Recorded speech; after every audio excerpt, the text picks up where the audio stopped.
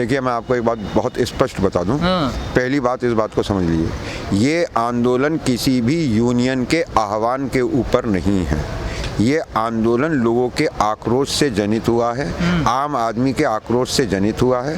उसकी समझदारी, उसने समझ लिया है कि क्या हो रहा है, वो विरोध करने खड़ा हुआ है। तब ये किसान यूनियनें आई हैं साथ। ये वकील साहब, आंदोलन किसी एक का चेहरा बन गया? नहीं, आप चेहरा नहीं कह सकते, इसे दूसरे रूप में देख सकते हैं कि जैसा अभी तक हम सुनते चले आए हैं, आपने भी सुना होगा कि गाजीपुर का मोर्चा सबसे कमज़ोर मोर्चा है, सबसे कम पब्लिक यहाँ पे है। लेकिन इस गाजीपुर के मोर्चे ने ही इस आंदोलन को पुनर्जीवित करने का काम किया, और यहीं से face of the agitation, face of movement जो है वो यहीं से उभरा है राकेश टिकैत। ईमानदारी की बात है कि अगर आप पूरे हिंदुस्तान में कहीं भी जाएंगे तो संयुक्त किसान मोर्चा के बाकी नेताओं के मुकाबले राकेश टिकैत ज़्यादा स्वीकार्य हैं, ज़्यादा पहचाना गया चेहरा है, ज़्यादा बुलंद आवाज़ है। वो क्या वजह है? क्योंकि उन्होंने पुनर्जीवित किया इसकी आंदोलन पुनर्जीवित किया। 26 तारीख को जिस तरीके का मानसिक प्रेशर सरकार ने बना दिया था, नैतिक प्रेशर जिस तरीके से सरकार ने बना दिया था, और उस एक घटना को जो चाहे वो किसी ने भी घटित करवाई थी, चाहे वो षड्यंत्र का हिस्सा था या वो स्वजनित थी, लेकिन उसके बाद से किसानों की मनस्थिति कुछ ऐसी हो गई थी कि हमसे शायद कुछ गलत हो गया है। ऐसे टाइम पर सरकार ने जो प्रेशर बनाया और राकेश टिकैत ने उस दिन जो अपनी रिएक्शन दी, तो आप भी देखते हैं उसके बाद अचानक महापंचायतें अपने आप रिएक्शन दी, अचानक ऐसी परिस्थिति बन गई। वो टिकैत साहब तो यहाँ से नीचे जहाँ आप बैठो, यहाँ से ऊपर अरेस्टिंग देने गए थे अपने, कि मैं गिरफ्तारी दे रहा हूँ, मेरे आदमियों को सहसम्मान जाने दीजिए। उसका यही कह के गए थे ना, जहाँ आप बैठे इसी जगह से गए थे वो। उसका रिएक्शन तो बिल्कुल उल्टा हुआ ना, कि मेरे आदमी को रिहा कर दीजिए। तो उनके आदमी जब यहाँ आए तो सरकार पीछे हट गई। उनका मकसद इन 150 की गिरफ्तारी की दर्द दिखा के और लोगों की भावनाओं को जगाना था। लोग आने में ना जाने क्यों हिचकिचा रहे थे। अचानक उन्होंने इसे अपनी अस्मिता के ऊपर, अपनी इज्जत के ऊपर हमला माना और शर्मिंदगी महसूस करी, और तभी इतनी बड़ी तादाद में इतनी बड़ी बड़ी महापंचायतें अपने आप हुई। मुजफ्फरनगर की महापंचायत अपने आप में ऐतिहासिक महापंचायत थी। इतनी बड़ी रैली आज तक किसी भी पार्टी ने वहाँ अपने सारे संसाधन खर्च करके भी नहीं करी थी। तो वो लोग जो लौट कर आए, तो उसने इस आंदोलन को, जिसे आप आंदोलन कह रहे हैं और पहले आपने इसे जंग माना था, इस जंग को फिर से पटरी पे ला दिया और सरकार पे दबाव बना दिया। वकील साहब, एक सवाल खड़ा होता है, जो किसान नेता हैं वो तो अपनी गाड़ियों से आते हैं, बॉर्डर पे घूम के चले जाते हैं, वो यहाँ सोते भी नहीं हैं। लेकिन जो आम किसान है, जो चाहता है कि इस लड़ाई को जीता जाए, इसका जल्दी फैसला लिया जाए, वो तो फंस गया किसान यहाँ का। नहीं, देखिए, 6 महीने बहुत होते हैं वकील साहब। नहीं, देखिए, किसान आंदोलन जो सबसे बड़ा किसान आंदोलन हुआ है, जिसने दुनिया को एक स्थायी प्रभाव दिया है, वो फ्रांस का है। फ्रांस की उस 10 साल के आंदोलन के बाद और वो 100 साल बाद उनके पास संविधान आया हुआ, क्रांति फिर काउंटर क्रांति कई रूप में हुई। तो आप ये मत मानिए कि ये अभी 6 महीने ज़्यादा हुए हैं। 6 महीने इस वजह से ज़्यादा नहीं हुए कि सरकार का फैसला नहीं है इन कानूनों का। ये फैसला उन पूंजीवादी ताकतों का है जो सरकार लागू करना चाह रही है। हमारी लड़ाई सरकार एजेंट भर है, हमारी लड़ाई पूंजीवाद से। कितनी सच्चाई, जो नेता जो मैं आपको बता रहा हूँ, कुछ समय पहले तक जब राकेश टिकैत जी पूरे भारत में घूम रहे थे, तब यहाँ पे एक मजबूरी ये थी कि लोग यहाँ बाहर के भी आते तो मिलने किससे आते, और जो यहाँ के नेता थे वो आते थे, व्यवस्था देखते थे, उनकी अपनी मानसिकता थी। लेकिन अब ये बात नहीं कही जा सकती, क्योंकि राकेश टिकैत अब यहाँ पे हर वक्त उपलब्ध रहते हैं। सारे नेता भी, आप सुबह को आइएगा, मैं आपको टैंकर पे सारे पदाधिकारी नहाते हुए दिखा दूंगा, जिनके बारे में 4 दिन से वो सो रहे हैं, तो डबल बेड लेके आना पड़ा उन्हें अपना। किन्हें? उन नेताओं को यहाँ सोने के लिए। आप देखिए, बस आप एक बात देखिए, आप उस डबल बेड की और उस सोफे की, कई बार ऐसा होता है कि कोई मेहमान ऐसा आ जाए कि जो इस माहौल के अंदर ना हो और उसे रात को रुकना पड़ जाए, तो उसे हमने अपने साथ पुआल पे कैसे सुलाएं?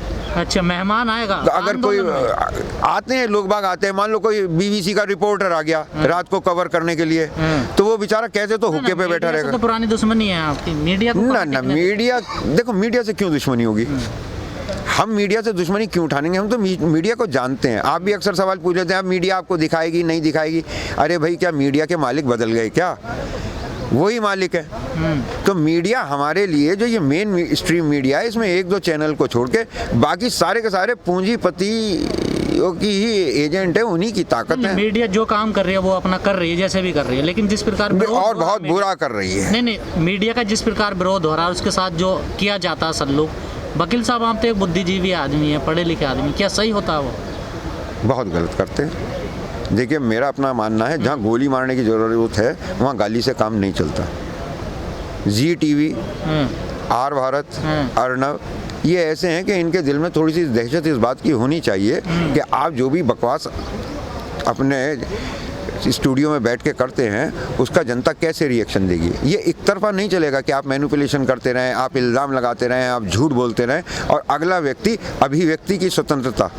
देखिए, अभिव्यक्ति की स्वतंत्रता के लिए मैं आपको बता दूं, एक छोटा सा उदाहरण समझाता हूँ।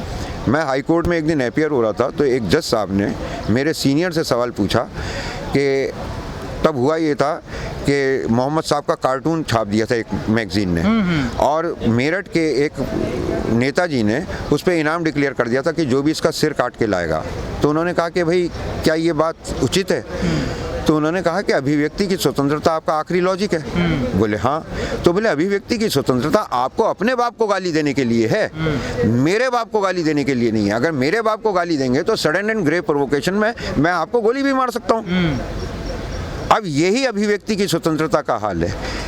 मीडिया के पास अगर अभिव्यक्ति की स्वतंत्रता है तो वो उसका दुरुपयोग कर रही है, और फिर वो जनता से ये उम्मीद ना करे, वो इन करोड़ों लोगों में से ये उम्मीद ना करे कि किसी को भी कोई बात ऐसी बुरी लग जाए और वो उसका अपनी तरीके से रिएक्शन दे दे। तो मैं तो इस बात को मानकर चलता हूँ कि ये किसानों का संयम है, जो अभी तक मीडिया के बहुत सारे चैनल जो है वो उसका दुरुपयोग कर रहे हैं। हकीकत ये है कि अगर इनका एक बार में सही काउंटर मिल जाएगा तो ये भी सच बोलने के लिए मजबूर हो जाएंगे, और या फिर ये खामोश हो जाएंगे, दुरुपयोग नहीं करेंगे अभी अपनी अभिव्यक्ति। वकील साहब, आपने अपने एक बयान में कहा कि अगर किसान अब चले जाते हैं तो ये इतिहास बन जाएंगे, अगर ये जीत के जाते तो इतिहास बना के जाएंगे। हाँ, बिल्कुल सच है। या तो हम इतिहास बनाएंगे या इतिहास बन जाएंगे। देखिए, मैं अपना बताता हूँ, मैं बारंबार इस बात को कहता हूँ कि हाँ, मैं इस वक्त विशुद्ध रूप से आंदोलनजीवी हूँ, लेकिन ये मेरे जीवन का आखिरी आंदोलन है। क्यों? अगर हम जीत गए तो फिर किसी आंदोलन की ज़रूरत नहीं पड़ेगी। हम जिस परिवर्तन के लिए लड़ रहे हैं फिर किसी भी आंदोलन की ज़रूरत नहीं पड़ेगी। हम जो सरकारी मशीनरी है, जो हमारी व्यवस्था है, पार्लियामेंट्री फॉर्म ऑफ गवर्नमेंट, हम इसके ज़रिए इन कामों को करेंगे। और अगर हम हार गए तो यकीन मानिए कि मेरी पीढ़ी तो फिर कोई दूसरा आंदोलन देख नहीं पाएगी, ये हार इतनी बड़ी होगी। तमाम किसान कहते हैं कि इस आंदोलन ने सबको एक कर दिया, लेकिन जो 40 नेता वो एक नहीं हुए। नेताओं के साथ तो देखिए, आप मानकर चलिए कि ये इस वक्त एक मजबूरी, मैं भी मानता हूँ कि लोगों के अपने अपने व्यक्तिगत हित होते हैं। आप भी एक बात बताइए कि किसी को ये लगता है मैंने मेहनत ज़्यादा करी है लेकिन श्रेय इसको ज़्यादा मिल रहा है, तो ऐसी भावनाएं जब एक से ज़्यादा लोग होते हैं तो हो जाती हैं। लेकिन इस वक्त जनता के चारों तरफ के दबाव ने, जनता की भावनाओं ने इन सबको एक साथ रहने के लिए मजबूर कर रखा है, और धीरे धीरे अभी इन्हें भी सद्बुद्धि इस बात की प्राप्त हो रही है कि भाई ये हम लोगों के लिए एक बहुत बड़ी लड़ाई है, और जितनी बारीकी से जनता, हम आंदोलनकारी जितनी बारीकी से सरकार के ऊपर नज़र रखे हुए हैं, उतनी ही बारीकी से हम अपने नेताओं के ऊपर भी नज़र रखे हुए हैं। आपका राष्ट्रीय नेता कौन है? नरेश टिकैत या राकेश टिकैत? नहीं, इस वक्त तो संयुक्त किसान मोर्चा है। I am not talking about भारतीय किसान यूनियन। हम संयुक्त किसान मोर्चा के झंडे तले हैं इस वक्त। ये सब बात की बातें होंगी जब हम जीत जाएंगे कि हम कौन कौन कहाँ कहाँ कैसे कैसे किसके साथ थे। अभी तो हम सब एक हैं। राकेश टिकैत नेता हैं या किसान हैं? राकेश टिकैत एक भाग्यशाली व्यक्ति है, उन्हें ऊपर वाले ने चुना है इम्तिहान के लिए। बाबा टिकैत की मेहनत, बाबा टिकैत की तपस्या 28 तारीख को कामयाब हुई। राकेश टिकैत जी इससे पहले राजनीति में भी दांव आजमा चुके हैं, लेकिन वो उसमें असफल हुए। अब वो घूम फिर के टोपी फिर राकेश टिकैत जी ने जब इस आंदोलन को पुनर्जीवित कर दिया, उन्हीं के पास आ गई है।